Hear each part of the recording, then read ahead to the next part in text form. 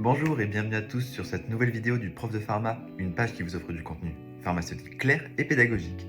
Aujourd'hui, on va à nouveau parler d'une classe de médicaments extrêmement prescrite et délivrée, banalisée au possible. On va parler aujourd'hui des benzodiazépines, qu'on va aussi appeler benzo, c'est plus court. Alors vous savez, c'est toutes ces molécules qui finissent par OLAM, EPAM, etc. Alors, qu'est-ce qu'une benzo? Une benzo, c'est un médicament psychotrope qui va agir au niveau du système nerveux central par action sur les récepteurs aux benzodiazépines. C'est logique. Cette action sur les récepteurs entraîne une ouverture d'un canal chlore qui va hyperpolariser la membrane de la cellule nerveuse, ce qui augmente l'effet du GABA sur son récepteur. Le GABA, lui, est un neurotransmetteur inhibiteur du système nerveux central. De par cette action, les benzos vont avoir 5 effets. Chaque molécule aura un effet un peu prédominant et qui sera plus utilisé en thérapeutique. D'abord, on a l'effet sédatif. C'est notamment le bromazépam et le lormétazépam.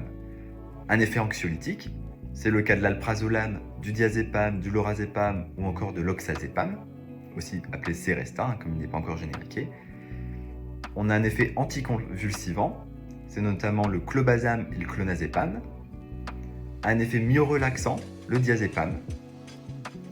Ou encore un effet amnésiant, c'est le cas du flunitrazépam, qu'on connaît un peu plus sous le nom de rohypnol.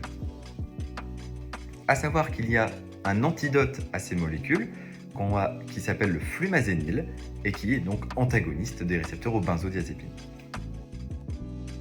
Si vous avez bien compris quels sont les effets des benzos, vous comprenez de fait les effets indésirables des benzos. Ça va être de la confusion, de la somnolence, des étourdissements, de la perte de mémoire, de la faiblesse musculaire ou encore des pertes d'équilibre. Alors, il ne faut surtout pas oublier que ce sont des molécules à risque de dépendance et aussi de tolérance. Voilà, surtout en cas de consommation à long terme, et c'est souvent le cas malheureusement. Il est donc assez classique de voir des doses augmenter chez les patients au fur et à mesure de la consommation. L'arrêt d'une benzo doit donc se faire par palier décroissant de dose aussi, pour éviter un syndrome de sevrage. Les contre-indications ne sont pas fixes et sont assez dépendantes de chaque molécule. Les plus fréquentes sont quand même l'insuffisance hépatique sévère et le syndrome d'apnée du sommeil. Il faut aussi être vigilant à la prise concomitante d'alcool qui augmente le risque de somnolence. La plupart des benzos sont d'ailleurs classés niveau 3 pour la conduite de véhicules et d'engins.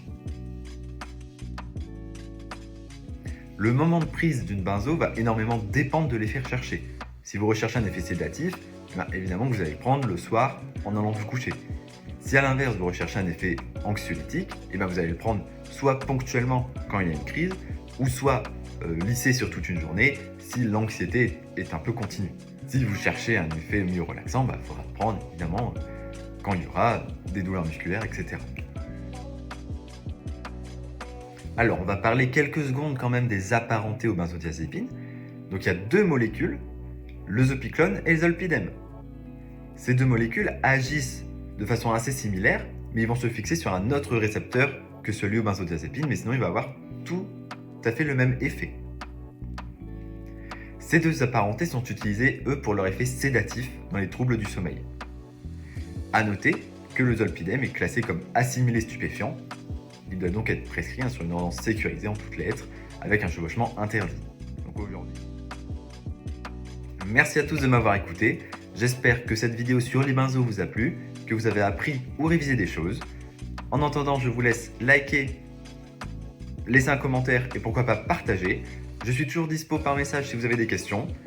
Et sinon, on se dit à la semaine prochaine. Bye bye!